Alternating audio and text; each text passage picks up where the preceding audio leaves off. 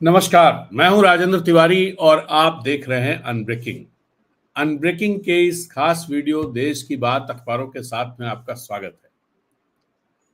आज दरअसल रांची, बिहार, उत्तर प्रदेश इन सब जगहों पर अखबार नहीं होंगे क्योंकि होली की छुट्टी थी और झारखंड और बिहार में होली की 2 दिन छुट्टी होती है। तो कल भी यहाँ पर अखबार नहीं आएंगे, लेकिन फिर भी पूरे देश में हर जगह तो अखबार रहे ही हैं। और और हम वैसे भी झारखंड की खबरों पे बात नहीं करते, बिहार की खबरों पर बात नहीं करते हैं, सिर्फ देश की खबरों पर बात करते हैं। तो सबसे पहले तो आप सभी लोगों को होली की बहुत बहुत शुभकामनाएं। और जहां होली आज खेली जा रही है वहां पर आप लोगों से बिल्कुल आपके साथ मैं हूं होली खेलने में, वर्चुअली शामिल हूं। तो होली खेलिए, मजे करिए और बहुत बहुत शुभकामनाएं, बहुत बधाई। सुबह डे गुड मॉर्निंग कर रहे हैं, गुड मॉर्निंग। तो खबर की शुरुआत करते हैं, बात की शुरुआत करते हैं। दरअसल आज कुछ खबरों पे जिन पे मेरी निगाह पड़ी और जो मुझे लगता है कि बहुत इंपॉर्टेंट खबरें हैं, उनमें ये कि कल होली से पहले जो माहौल देश में और खासतौर पे हिंदी भाषी राज्यों में, उत्तर प्रदेश उसमें भी खासतौर से उत्तर प्रदेश में जिस तरह का माहौल बनाने की कोशिश की गई थी कि मस्जिदों को ढका जा रहा था, लोगों को कहा जा रहा था और संभल से जो बातें शुरू हुई थी वो बातें मुख्यमंत्री ही उनको एक एक तरह से उनको लाउड स्पीकर की तरह उनके लिए काम कर रहे थे। और मुख्यमंत्री योगी आदित्यनाथ ने उनको इतना एम्पलीफाई किया कि पूरे देश में चर्चा की स्थिति बन गई। उसकी वजह आप सब समझते हैं, भारतीय जनता पार्टी उसी तरह की पॉलिटिक्स की तरफ जाती है। अब सवाल ये है कि अगर मान लीजिए जैसे कल कल का अगर दिन देखा जाए तो कहीं भी कोई अनटूवर्ड इंसिडेंट हुई ही नहीं, कहीं भी मुसलमानों ने कोई प्रोवोकेशन में नहीं आए, कहीं कोई ऐसी घटना नहीं हुई। लेकिन लेकिन जो इस तरह के एलिमेंट्स हैं उनको तो कुछ चाहिए ही। शाहजहांपुर में जो लाट साहब वो होली का जुलूस निकलता है, लाट साहब जुलूस, जिसकी परंपरा 19वीं सदी से 18वीं सदी से है, जो अंग्रेजों के खिलाफ, लाट साहब के खिलाफ निकलता है। उसका तरीका ये होता है कि बैलगाड़ी पर एक व्यक्ति लाट साहब बनकर के बैठता है और जो होली का जुलूस साथ में चल रहा होता है वो जुलूस उन लाट साहब पर जूता चप्पल फेंकता है। मतलब एक तरह से अपना विरोध प्रदर्शित करता है लाट साहब के खिलाफ। तो जो लाट साहब के खिलाफ अपना विरोध प्रदर्शित करता है वो एक एक परंपरा चली आ रही, अभी भी है वो। इस बार उस रास्ते पर भी मस्जिदों को ढका गया, ये खबरें आई थी और शाहजहांपुर में कई मस्जिदें ढकी गई। कल जब मुस्लिम कम्युनिटी की तरफ से कोई प्रोवोकेशन नहीं हुआ, कहीं कुछ नहीं, सारी चीजें स्वीकार कर ली गई।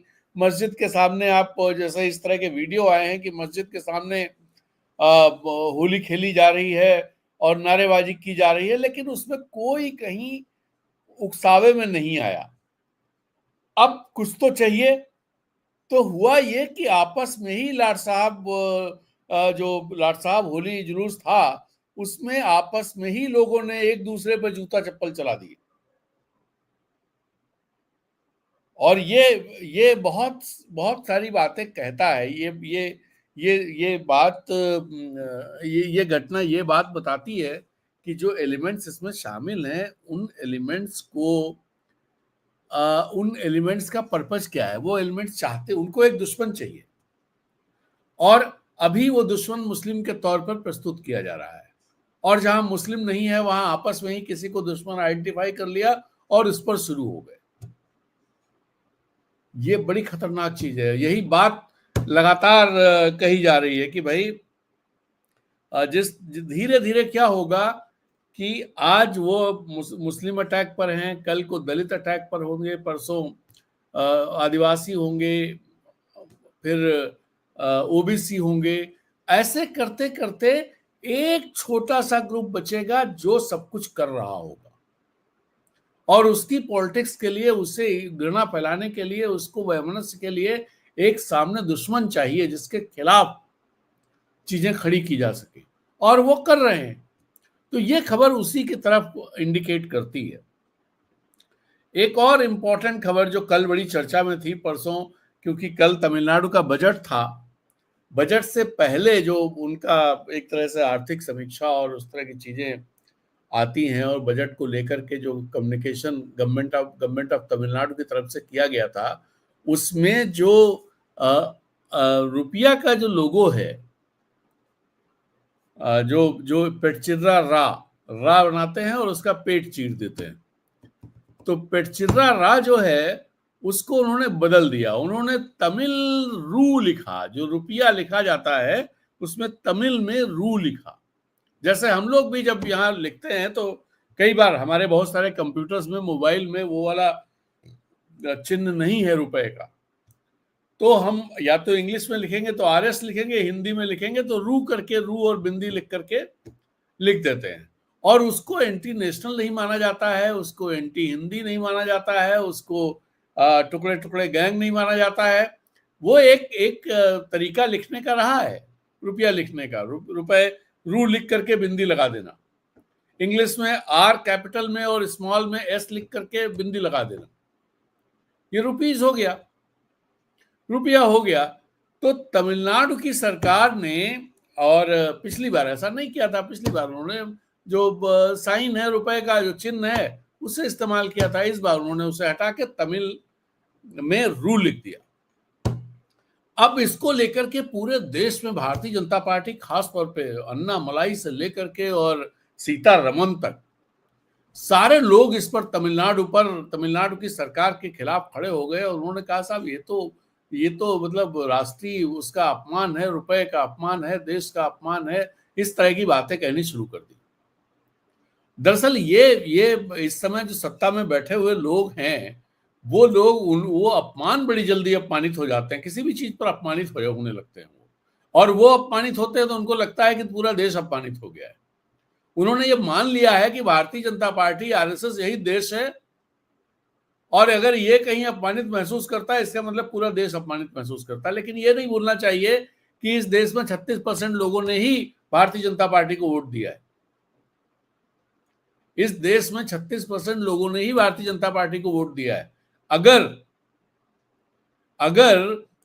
जो ये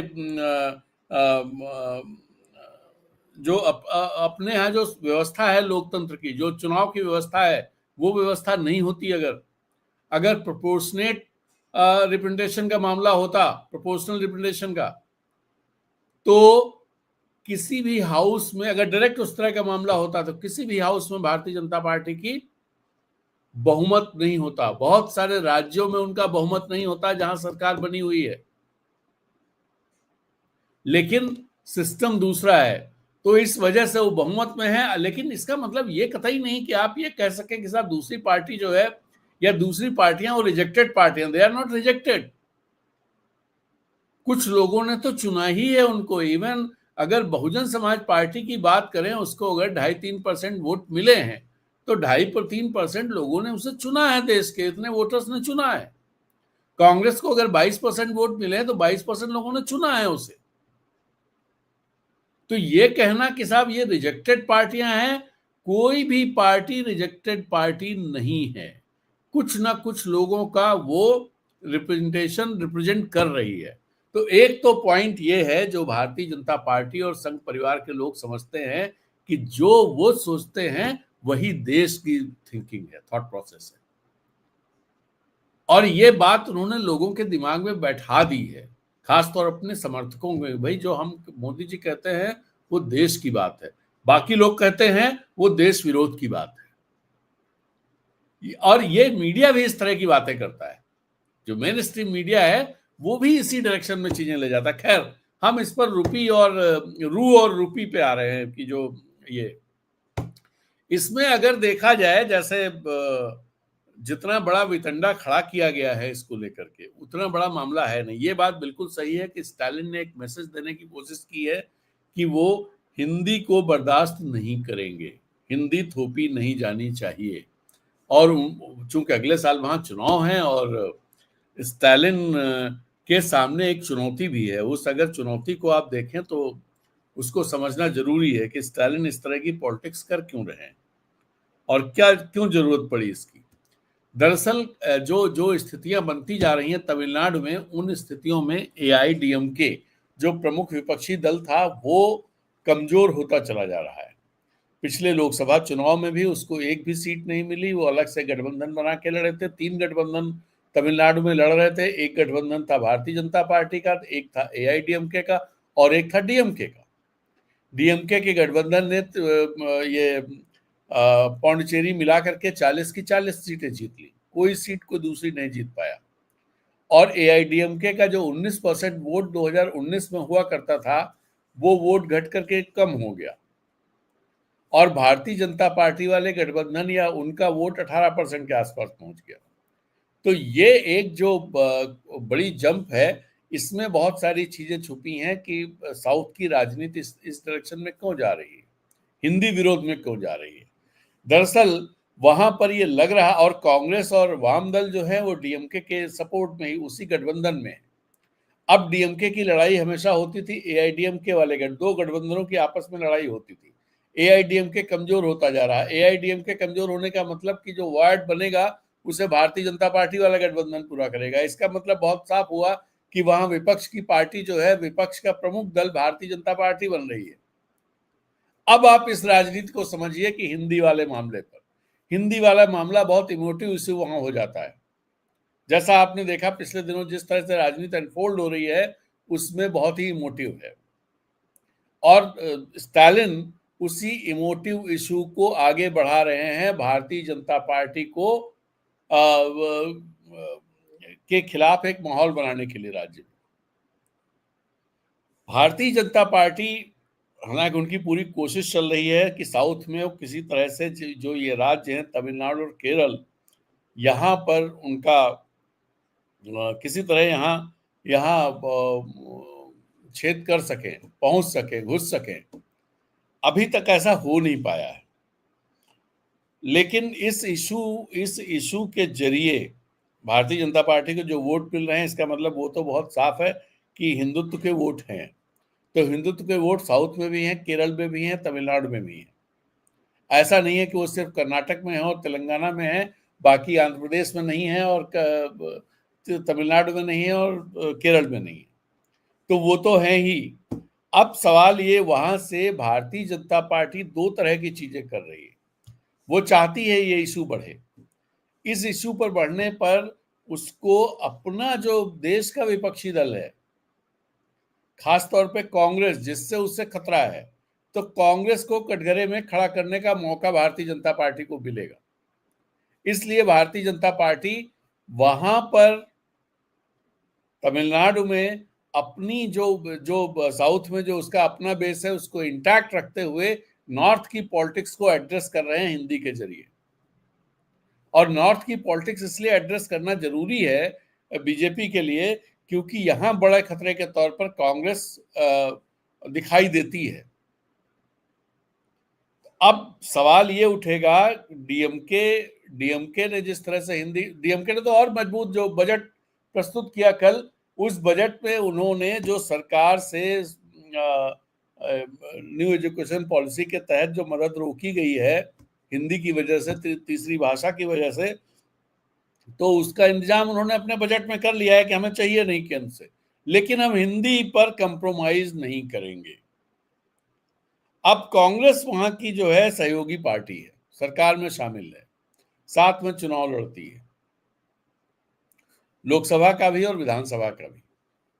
ऐसे में अगर इस पर कोई क्लियर स्टैंड कांग्रेस का नहीं आता है, अभी तक कोई ऐसा क्लियर स्टैंड कांग्रेस का नहीं आया है, गोलमोल है सब कुछ, गोलमोल से काम चलता नहीं है। एक क्लियर स्टैंड देना पड़ेगा, एक नैरेटिव करना पड़ेगा, एक इसके पीछे का पूरी जो थ्योरी है, जो आपका जो स्टैंड हो उसकी थ्योरी आपको समझानी पड़ेगी लोगों को कि भाई ये स्टैंड सही क्यों है। अभी तक कांग्रेस ढेर सारे इश्यूज पर, चाहे वो डिलिमिटेशन का इश्यू हो, चाहे वो हिंदी का इश्यू हो, इन पर कोई भी क्लैरिटी के साथ राय नहीं रख पा रही है और ये कांग्रेस की एक बड़ी कमजोरी है।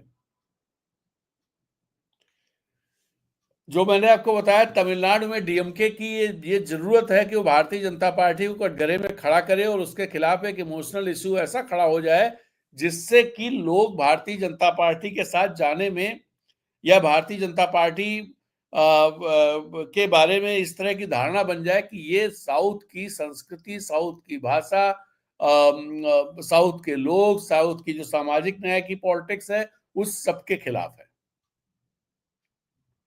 और इसलिए नॉर्थ की बात करते हैं। और इसी के साथ जुड़ जाता है डिलिमिटेशन का मामला। हिंदी नॉर्थ की लैंग्वेज है। डिलिमिटेशन का जो मौजूदा उसमें जो बहुत सारे एनालिसिस आए हैं और जो मौजूदा पैरामीटर्स हैं जिनके आधार पर डिलिमिटेशन किया जाता है, उस आधार पर नॉर्थ की सीटें बहुत बढ़ जाएंगी और साउथ की सीटें उस रेशियो में नहीं बढ़ेंगी। कहने का मतलब ये हो गया कि जैसे साउथ के राज्यों की 130 सीटें इस समय 545 के उसमें हैं, लोकसभा में 130 सीटें हैं, तो ये करीब जो है आपका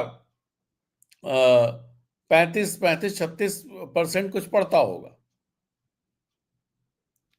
लेकिन अगर आप इन्हीं का जीडीपी वगैरह सब वो देखें तो वो कहीं ज्यादा आ जाता होगा। तो अब डिलिमिटेशन में क्या होगा कि वहां की सीटें और कम हो जाना है, रेशियो और कम हो जाने की वजह से साउथ की से कम हो जाएगी और साउथ पर डिपेंडेंसी खासतौर पे भारतीय जनता पार्टी की बहुत कम हो जाएगी, क्योंकि भारतीय जनता पार्टी अगर नॉर्थ में सब जैसा पिछले दिनों भी हुआ कि भाई 2019 का चुनाव देखिए, गुजरात में पूरी की पूरी सीटें जीत ली, राजस्थान में पूरी सीटें जीत ली, मध्य प्रदेश में एक कम सीटें, मतलब 28 सीटें जीत ली, दो दो कम वहां जीती, छत्तीसगढ़ में जीत ली, 62 सीटें 80 में से उत्तर प्रदेश में जीत ली, 10 की 10 हरियाणा में जीत ली, 5 की 5 उत्तराखंड जीत ली, 4 की 4 हिमाचल जीत ली। ये सब कहानी रही। लेकिन 2024 देखिए, 2024 में क्या हुआ? ठीक है, गुजरात में 26 में से 25 सीटें जीती, एक सीट कांग्रेस जीती। जो आपका राजस्थान है, राजस्थान में भी भारतीय जनता पार्टी जो 25 की 25 सीटें जीती हुई थी, वो गिर करके 12-13 सीटों पर आ गई। एग्जैक्टली याद नहीं, लेकिन ऐसे ही 12-13 सीटों पे आ गई। मध्य प्रदेश में ये तो वहां का मामला हुआ। हरियाणा में 5 सीटें कम हो गई। लेकिन दूसरे राज्य देखिए, मध्य प्रदेश में जहां 29 में से 28 सीटें भारतीय जनता पार्टी की थी, इस बार 29 की 29 सीटें हो गई। छत्तीसगढ़ में जहां 11 में से 9 सीटें भारतीय जनता पार्टी की थी, वहां 11 में से 10 सीटें भारतीय जनता पार्टी की हो गई। उत्तराखंड की 5 रही, हिमाचल की 4 रही। तो ये जो, और जहां आप उत्तर प्रदेश का देखिए, जहां 80 में से 62 सीटें भारतीय जनता पार्टी की थी, वहां 80 में से 33 रह गई। और महाराष्ट्र जो दूसरा सबसे बड़ा राज्य है आबादी के लिहाज से भी और लोकसभा सीटों के लिहाज से भी, महाराष्ट्र में एनडीए की 41 सीटें थी 48 में से, जो घट के 17 रह गई। अब इन चीजों को अगर आप इस तरह से देखें तो हिंदी के राज्य कितने महत्वपूर्ण हैं। सिर्फ हिंदी के राज्यों की बात कर ले तो सिर्फ उत्तर प्रदेश और हरियाणा के चलते, सिर्फ उत्तर प्रदेश और हरियाणा और राजस्थान के चलते भारतीय जनता पार्टी की 63 सीटें कम हो गई। उत्तर प्रदेश में उनकी सीटें कम हुई 29, राजस्थान में करीब कम हुई 10 सीटें, 12 सीटें करीब, तो 29 और 12 43। हरियाणा में सीटें कम हुई 5, तो हो गई 48। गुजरात में एक कम हुई, हो गई 49, और कुछ कम हो गई बिहार में। तो आप, और बंगाल में भी अगर आप जोड़ ले, यहां भी कर सकते हैं कि झारखंड में, कुल मिला के ये पूरा इलाका, मैं महाराष्ट्र की बात नहीं करूं, बंगाल की बात नहीं करूं, उड़ीसा की बात नहीं करूं, हिंदी हार्टलैंड की बात करूं, तो ये सारी सीटों की जो कमी आई है, that is because of Hindi heartland. और इसलिए इस जो जो भारतीय जनता पार्टी के लिए ये बहुत इंपॉर्टेंट चीजें तमिलनाडु से हो रही हैं, जिनका फायदा वो नॉर्थ में उठा सकते हैं अगर कांग्रेस चेती नहीं तो, और कांग्रेस चेतती हुई नहीं दिखाई दे रही। तो ये एक बड़ा वो है। और रू और रूपी वाला जो मामला है, ये जोर पकड़ता जा रहा है। लेकिन वहां के अखबारों ने आज पहले पेज पर यह बताया है कि कैसे सीतारमन भी वो जब पिछली बार को जो कोई ट्वीट बताया, कोई वो बताया कि भाई उसमें ये इस्तेमाल नहीं किया गया, चिन्ह इस्तेमाल नहीं किया गया, उन्होंने भी रू लिखा है और तमिल भाषा में भी लिखा गया है। तो ये फालतू का एक इशू बनाया जा रहा है और ये फालतू का इशू बन रहा है, इसको डीएमके ढंग से तमिलनाडु में ले जा रही है लोगों के पास कि भाई ये इस नॉन इशू को इशू बना रहे हैं हिंदी के चलते, हिंदी को ये थोपना चाहते हैं इसलिए इसे इशू बना रहे हैं। अब सवाल ये भी एक और स्टोरी निकल के आई कि जो वो साइन जो रुपए का चिन्ह है, जो पेटचिर्रा रा जिसमें बना हुआ है, उस पेटचिर्रा रा का जो डिजाइन है वो तमिलनाडु के ही एक व्यक्ति ने 2008-9 में, आपको याद होगा, इसको लेकर के कंपटीशन गवर्नमेंट ऑफ इंडिया ने किया था। वो डॉलर की तरह रुपए का एक चिन्ह तैयार करना चाहते हैं, उसके लिए डिजाइन मांगा गया था और एक कंपटीशन अनाउंस किया था गवर्नमेंट ऑफ इंडिया, आरबीआई ने शायद। और उस कंपटीशन में जो सॉर्ट आउट हुए थे और जिसको फिर फाइनली तय किया गया वो तमिलनाडु का व्यक्ति है और वो तमिलनाडु का व्यक्ति, उसके पिताजी या दादाजी जो है वो डीएमके के विधायक रहे। तो ये इशू भी खड़ा करने की कोशिश की गई कि साहब ये तो तमिलनाडु का ही अपमान है अगर इसको वो करे, क्योंकि वो जो जिसने डिजाइन किया है वो तमिल आदमी है और तो डीएमके अपनी ही बात पर नहीं वो कर रहा, क्योंकि जो तमिल आदमी है उसके पिताजी या दादाजी जो है वो डीएमके के विधायक रहे हैं। लेकिन ये बात सिरे चढ़ी नहीं, ये बात सिरे नहीं चढ़ी। सिरे जो बात चढ़ रही वो ये चढ़ रही है कि जबरदस्ती हिंदी को थोपा जा रहा है और स्टालिन ने जो ये कदम उठाए, सांकेतिक कदम है कि साहब हम आपका चिन्ह या नहीं लेंगे, या ये इससे ज्यादा संकेत इस बात का भी इसे माना जाना चाहिए और माना जा रहा है तमिलनाडु में कि ये उस चिन्ह को हटाने का काम के तौर पे नहीं देखा जाना चाहिए, ये तमिल को स्थापित करने के नाम पर देखा जाना चाहिए। तो ये भी एक वहां पर थॉट प्रोसेस है, इस तरह की चीजें भी प्रचारित की जा रही हैं। तो एनीवे, पूरी पॉलिटिक्स वहां पर जिस तरह जा रही है उसमें भारतीय जनता पार्टी को फायदा हो रहा है, मैं कहना ये चाह रहा हूं। और भारतीय जनता पार्टी वहां पर बहुत ज्यादा इस बात की संभावना है, अगर एआईडीएमके के तौर तरीके सुधरे नहीं, एका नहीं हुआ, तो आप निश्चित तौर पर मान करके चलिए कि वहां पर विपक्ष का स्पेस भारतीय जनता पार्टी छेकेगी। अगर एआईडीएमके जिस तरह से है, आपस में झगड़े, ये वो गुटबाजी और कोई नेता नहीं, कोई किसी को मान नहीं रहा, उस तरह की स्थिति रही तो भारतीय जनता पार्टी के लिए वहां पर स्पेस बन जाएगा। केरल में हालांकि अभी बड़े चैलेंजेस है, केरल मुश्किल है उनके लिए, लेकिन यहां पर बहुत साफ है। दूसरी बात, नॉर्थ में भी इसका फायदा भारतीय जनता पार्टी को मिलेगा अगर कांग्रेस ने इन इश्यूज पर क्लैरिटी के साथ जल्दी से जल्दी अपना स्टैंड नहीं रखा। और स्टैंड उसे बिल्कुल आर्टिकुलेट इस तरह से करना पड़ेगा कि जिसमें जो जो उनकी आइडियोलॉजी है, उस वो आइडियोलॉजी लोगों को लगे यस, यही रास्ता है देश को आगे ले जाने का, यही रास्ता है देश में एकता का, यही रास्ता है सबको साथ लेकर चलने का। और अगर खाली थ्योरेटिकल ढंग से आप उसे कह देते हैं कि साहब संविधान में ऐसा लिखा है और ऐसा हो गया, ऐसा हो गया, और महात्मा गांधी ने ऐसा कहा था और नेहरू जी ने ऐसा कहा था और पटेल ने ऐसा कहा था, इससे काम नहीं चलेगा। आपको इस इशू पर, दोनों पर, डिलिमिटेशन पर भी और हिंदी पर तो खास तौर पर अपना स्टैंड क्लियर करना पड़ेगा और अपने स्टैंड को इस तरह से नैरेटिव से जोड़ना पड़ेगा, एक पॉपुलर नैरेटिव खड़ा करना पड़ेगा जिस नैरेटिव से लोग ये जिनसे उनके हौसले और लोगों का जो, और जो एक भविष्य को लेकर के जो सपने हैं वो सपने बन सकें और जुड़ सकें उससे, और लग सके कि हाँ दिस इज द वे। और ऐसा नहीं करेंगे तो दिक्कत में फंसने वाले हैं, ये आप मान के चलिए। और जो इम्पोर्टेंट खबर है वो इंटरनेशनल लेवल पर बहुत ही चौंकाने वाली खबर है।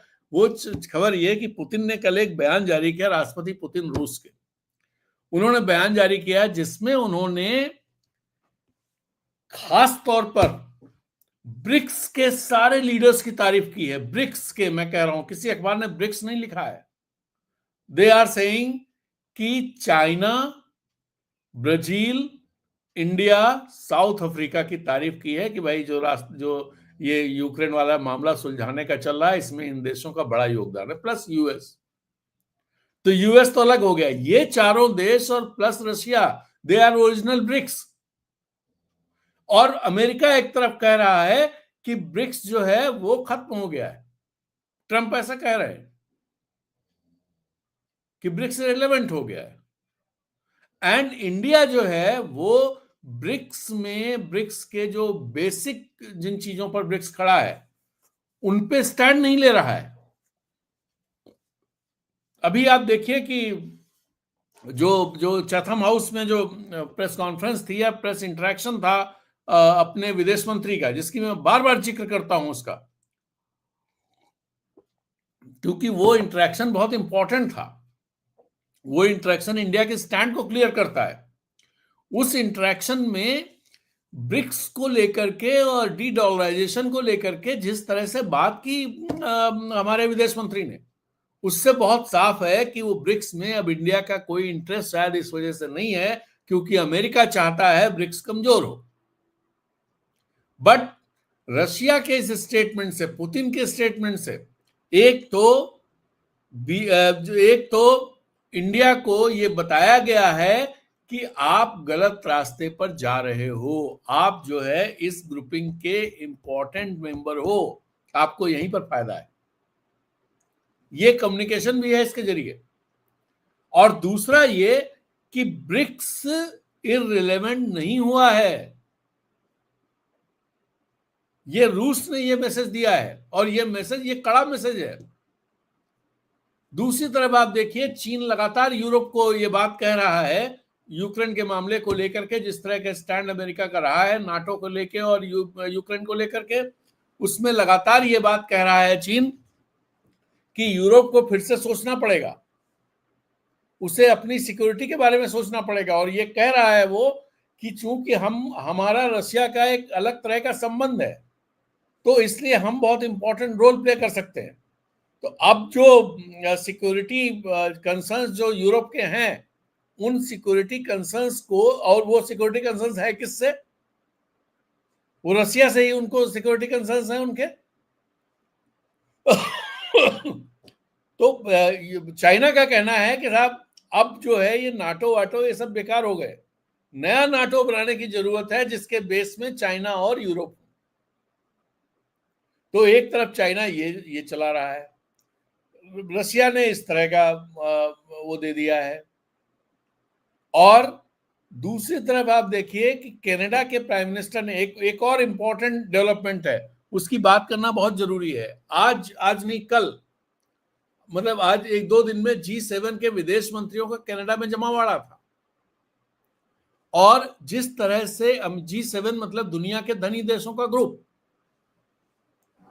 अब G7 और ब्रिक्स, G7 को इररिलेवेंट बनाने का काम ब्रिक्स कर रहा था। और इधर जिस तरह से ट्रंप ने यूरोप को दुलत्ती मारी, ऑस्ट्रेलिया को, जापान को, सबको, और कह दिया भैया अपना जानो यार, मैं क्यों खर्चा करूं, हमें तो अमेरिका को महान बनाना है, अमेरिका को अमीर बनाना है, तो मैं तुम पे क्यों खर्चा करूं, अपना खर्च अपने आप करो। अब इसके चलते हुआ क्या है कि अमेरिका के जिनके चलते अमेरिका बना हुआ था, वो सबसे धनी राष्ट्र है, इसमें कोई दो राय नहीं, वो सबसे समृद्ध राष्ट्र है, इसमें भी कोई दो राय नहीं है, सबसे ज्यादा जीडीपी उसकी है, इसमें भी कोई दो राय नहीं है, सबसे ताकतवर देश है, इसमें भी कोई जो दो राय नहीं है, उसकी यूनिवर्सिटीज, उसके इंस्टीट्यूशंस नॉलेज के फाउंटेन हेड हैं, इसमें भी कोई दो राय नहीं है। बट जो नई पॉलिसीज ट्रंप की हैं, एक तो वो, और प्लस चीन जिस तरह से काम कर रहा है, वो स्टेप बाय स्टेप अमेरिका को रिप्लेस करता चला जा रहा है। आप देखिए पिछले दिनों जब से ट्रंप का कोरोनेशन हुआ है 20 जनवरी 21 जनवरी से, उसके बाद से चाइना ने कितने स्टेटमेंट दिए। क्या वहां के राष्ट्रपति ने कुछ बोला? वहां के अखबारों ने कुछ प्रोवोकेटिव बोला? जो जो खासतौर पर प्रवक्ता माने जाते हैं चीन की सरकार के, क्या उन्होंने ऐसा कुछ बोला प्रोवोकेटिव, कुछ बढ़ चढ़ के बोला कि हम ये कर देंगे, शू कर देंगे, शू कर देंगे और अमेरिका को रसातल में पहुंचा देंगे? ऐसा कुछ बोला? नहीं बोला। लेकिन आज की तारीख में अपने आप G7 की बैठक में अगर ट्रंप की नीतियों के खिलाफ बात हो, अगर जेलेंस्की के साथ लोग खड़े हों, कनाडा के साथ खड़े हों, कनाडा के साथ खड़े होने का मतलब ट्रंप कहते हैं कि साहब ये हमारा 51st स्टेट है, एंड वहां के प्राइम मिनिस्टर गवर्नर बोलते हैं, लोग कहें नहीं नहीं ऐसा नहीं हो सकता, तो G7 के बाकी सारे देश, शायद जापान को छोड़ दीजिए, बाकी सारे देश अगर कनाडा के साथ है, इसका मतलब ये हुआ कि जो अमेरिका का रुतबा है वो रुतबा कहीं ना कहीं बहुत तेजी से घटता चला जा रहा है। नाटो अमेरिका ने खुद ही कमजोर कर दिया। यूरोपीय यूनियन जो उसका सबसे बड़ा साझीदार था, सबसे बड़ा सहयोगी, सबसे विश्वस्त सहयोगी, उसको उन्होंने बितका दिया। और यूरोपीय यूनियन मरी गिरी हालत में आज उसकी उसकी जो जीडीपी है कुल मिलाकर के, यूरोपीय यूनियन प्लस ब्रिटेन अगर मिला ले तो इट्स अराउंड $25 ट्रिलियन, और अमेरिका की 28-29 है, चाइना की 19 है।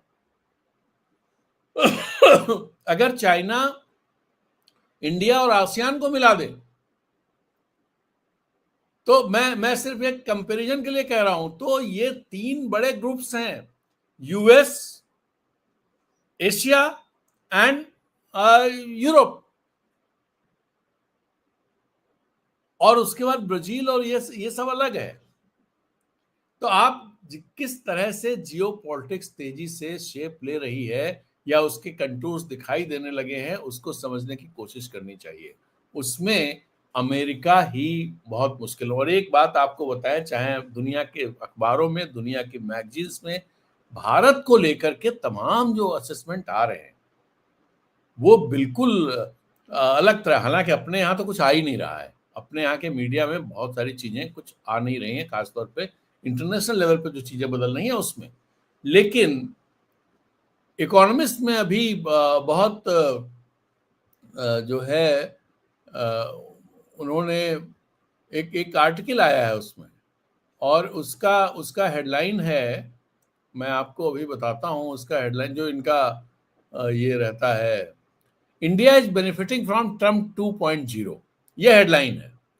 बट इस हेडलाइन में जो चीजें हैं वो चीजें बहुत साफ, सुनिए, पहला पहला पैरा मैं आपको सुना देता हूं। On March 5th, Subrahmanyam Jaishankar, India minister of external affairs, was in his element at Chatham House, a think tank in London. He parried criticism of Indian foreign policy with waspish one-liners about Western double standards. But one Western leader was not included in Mr. Jayashankar's barbs, and that leader is Donald Trump. तो ये एक और next para भी सुनने वाला है। Politicians everywhere are scrambling to make sense of Trump 2.0, but India wants to get ahead of the pack by emphasising how its non aligned stand fits comfortably with America's new worldview. India is also honing a new art, articulating existing positions with language from the MAGA lexicon. तो भले इसकी headline ये है, लेकिन अगर आप पूरा article पढ़ेंगे तो आपको लगेगा कि ये जो है पूरी तरह से इंडिया ने जो जो रवैया इंडिया का है उस रवैया पर बहुत तीखा कमेंट है। तो ये चीजें चल रही हैं, ये चीजें चल रही हैं, एंड बहुत ही इंटरेस्टिंग, मैं फिर कहूंगा बहुत ही इंटरेस्टिंग टाइम्स से हम लोग गुजर रहे हैं। और हम लोग दुनिया में जो कुछ जितनी तेजी से चीजें बदल रही, कभी कभार ऐसा होता है, और हम लोगों की पीढ़ी इस मामले में बहुत कुछ देखने वाली है, बहुत कुछ देखने वाली है। जो जो हमसे पहली वाली है, उससे पहले वाली जो जो अर्ली 20th सेंचुरी की पीढ़ी थी उसने नहीं देखा होगा। तो ये एक और एक और ये अलीगढ़ जिले में एक किस्सा हुआ है, ये टेलीग्राफ में खबर छपी हुई है कि वहां पर गांधी और अंबेडकर की मूर्ति को लेकर के आपस में तनाव हो गया, झगड़ा हो गया और लाठीचार्ज पुलिस को करना पड़ा। तो ये भी एक ऐसे, और ये ऐसा क्यों हुआ ये देखना पड़ेगा। दरअसल वहां पर पहले से अंबेडकर की मूर्ति लगी हुई थी, जहां पर गांधी की मूर्ति लगाने के लिए कुछ गांधी के समर्थक लोग पहुंचे और वहां अंबेडकर की मूर्ति पहले से थी। इस पर जो है दोनों ग्रुप्स के बीच में झगड़ा हो गया मूर्ति को लगाने को लेकर के, और फिर ये मामला अलीगढ़ के जो सीनियर एसपी थे संजीव सुमन, वो उनको खुद फोर्स लेकर के आना पड़ा और वहां पर फिर लाठीचार्ज हुआ। तब जाके कहीं, क्योंकि बहुत भीड़ इकट्ठा हो गई थी, तब जाकर के कहीं चीजें कंट्रोल हो पाई। ये दरअसल जो जो इस समय जिस तरह की पॉलिटिक्स चल रही है उसमें ये खबर एक इम्पॉर्टेंट खबर कही जाएगी। इसके अलावा एक और है कि आपको हमने बताया था कि जम्मू कश्मीर में 2 पार्टियों को बैन कर दिया गया है। एक मीरवाइज की पार्टी अवामी एक्शन कमेटी, और एक पार्टी मौलाना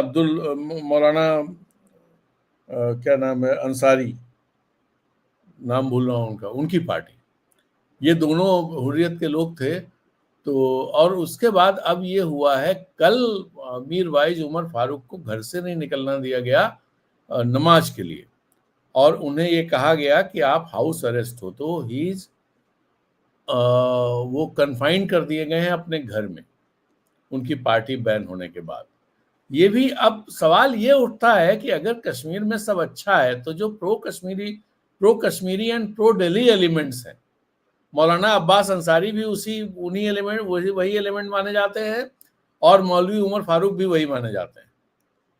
तो फिर ये प्रॉब्लम क्यों हो रही है? मौलवी उमर फारूक से दिल्ली को या एस्टेब्लिशमेंट को क्या खतरा है?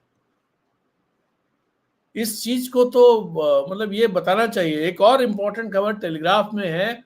वो इम्पोर्टेंट खबर ये है कि राजपथ शासन लगने के बाद भी जो मणिपुर रास्ते पर, अमन के रास्ते पर नहीं लौट पा रहा है, और कुकी जो कम्युनिटी है, जो खासतौर पे हिल एरिया में रहने वाली कम्युनिटी है, वो बहुत ज्यादा अप्रेंसिव हैं और वो किसी ऐसी चीज के लिए तैयार होते नहीं दिखाई दे रहे हैं। और खास बात यह है कि राजपथ शासन के बाद भी गृह मंत्री आज शायद असम में होंगे या कल असम में थे, और अभी और भी कहीं पूर्वी मिजोरम शायद जाएंगे, लेकिन वो मणिपुर नहीं जा रहे हैं। ऐसा क्या है? क्या इशू है? कौन सा पेच है कि प्रधानमंत्री, गृह मंत्री या बड़े नेता भारतीय जनता पार्टी के या केंद्र सरकार के वो मणिपुर जाने से बचते हैं? वो क्या चीज है? ये सवाल सोचने का है और सबको सोचना चाहिए। इससे सारी चीजें समझ में आएंगी कि आखिर वो चीजें हैं क्या जिनकी वजह से मणिपुर जो है वो इतना प्रॉब्लम, इतनी ज्यादा वो हो गई, गंभीर हो गई। इसके अलावा एक महाराष्ट्र के कोर्ट से एक फैसला अबू आजमी को लेकर के है। अबू आजमी ने पिछले दिनों, आपको याद होगा, औरंगजेब पर एक कमेंट किया था जो राष्ट्रीय स्तर पर चर्चा का विषय बन गया, और वहां की विधानसभा में, वो विधायक हैं समाजवादी पार्टी के, तो विधानसभा ने उनको निलंबित कर दिया और मांग ये की जाने लगी कि उनकी सदस्यता भी समाप्त कर दी जाए। उनके खिलाफ तमाम एफआईआर हो गई, उनसे माफी मांगने की बात कही, हालांकि उन्होंने माफी मांग ली। आज कल कोर्ट ने, वहां महाराष्ट्र के कोर्ट ने उनकी जो जमानत की अर्जी थी, जो अग्रिम जमानत की अर्जी होती है, उस अर्जी के उसमें जज साहब ने कहा है कि भाई पुलिस ने या जो भी एजेंसीज इन पर एफआईआर दर्ज की हैं, उन्होंने क्या वीडियो देखा है? उसमें आपत्तिजनक क्या है? और जो पुलिस और एजेंसीज, उनको बहुत लताड़ा है और उनको अग्रिम जमानत दे दी। हालांकि इनको थोड़ा वो किया कि भाई आप ध्यान रखिए, आप लीडर हैं, आप ध्यान रखिए, ऐसी ऐसी बातें मत कहिए जिनसे कोई वैमनस्य फैले। लेकिन जो बात उन्होंने एस्टैब्लिशमेंट को कही है, जो पुलिस को कही है, वो बड़ी चिंताजनक है। उन्होंने कहा कि भाई आपने तो वीडियो तक नहीं देखा, वीडियो में क्या है ये आपको पता ही नहीं है, आपने एफआईआर दर्ज कर ली, आप इनकी मतलब उस पर जांच करने लगे। तो पहले तो वीडियो तो देखो, बेसिक चीज, और उसमें क्या कहा गया है इसको भी समझो। अगर आप इसको नहीं समझते हो, क्या कहा गया है, वीडियो नहीं देखते हो, तब फिर क्या समझा जाए, पूरे मामले को किस तरह से देखा जाए। तो ये एक इंपॉर्टेंट ऑब्जर्वेशन, और ये ऐसा नहीं कि हाई कोर्ट का है, ये जो निचले कोर्ट होते हैं उनके जज साहब का कहना है। तो इसको भी, और इस पर दरअसल सबको देखना चाहिए कि जो लोग इस बात को ले उड़े हैं कि अबू आजमी ने किस तरह से शिवाजी का अपमान किया, संभाजी का अपमान किया, ऐसा कुछ है भी या नहीं है, यह सिर्फ फालतू की बात कर रहे हैं। कल मैं एक पोस्ट पढ़ रहा था, एक आर्टिकल पढ़ रहा था कहीं, शशि थरूर ने 2015 में, शशि थरूर ने 2015 में एक आर्टिकल लिखा था या ट्वीट किया था जिसमें उन्होंने बताया था कि अंग्रेजों से पहले कैसे जो है मुगल के समय में हमारे देश की सीमाएं बहुत लंबी चौड़ी थी, और औरंगजेब के समय में, और हमारा देश बहुत समृद्ध था। जीडीपी में हमारी हिस्सेदारी 24, मैन्युफैक्चरिंग में हमारी हिस्सेदारी 24% के आसपास थी, दुनिया की मैन्युफैक्चरिंग में, वर्ल्ड मैन्युफैक्चरिंग में।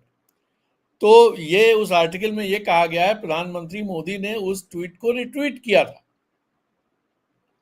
तो भाई एक तरफ आप इस तरह की चीजें करते हो, दूसरी तरफ पॉलिटिक्स, लोकल पॉलिटिक्स के लिए इतिहास को कृपया हथियार ना बनाएं, और इतिहास को हथियार बनाएं तो सही से इतिहास को तोड़े मरोड़े नहीं। ये बहुत खतरनाक उसकी तरफ जाता है। मैं बार बार ये कहता हूं, पाकिस्तान में यही काम हुआ है, और आज आप देख रहे हैं पाकिस्तान की स्थिति क्या है।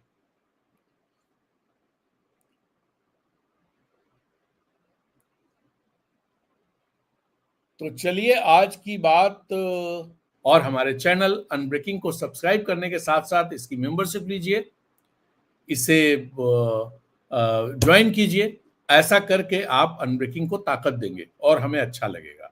अगर आप वहां कोई दिक्कत आती है तो क्यूआर कोड स्क्रीन पे दिखाई दे रहा है, आप इसको स्कैन करके भी हमारी मदद कर सकते हैं। और एक एक आपसे अनुरोध और, कि कमेंट्स के जरिए सुपर चैट और सुपर स्टिकर का इस्तेमाल करें, थैंक यू का इस्तेमाल करें, उससे भी अनब्रेकिंग को ताकत मिलेगी। तो इसी के साथ इजाजत दीजिए, फिर मिलते हैं। आपका दिन शुभ हो। Have a nice day. नमस्कार। जय हिंद।